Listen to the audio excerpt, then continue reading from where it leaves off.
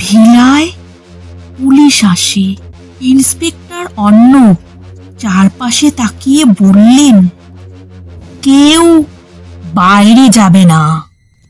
দেখেই বোঝা যাচ্ছে ছুরি দিয়ে খুন করা হয়েছে, কিন্তু খুনের সব প্রমাণ মিলছে না।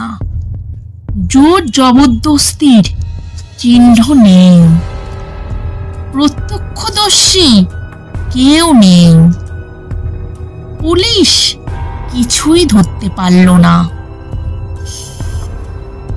নীলাদ্রি, রুদ্র, শর্মিষ্ঠা সবাই হতবাক। তিনজনে একসাথে বলল, আমরা কি করব? ঠিক তখন ফোন আবার বেজে উঠতে নীলাদ্রি রিসিভ করল।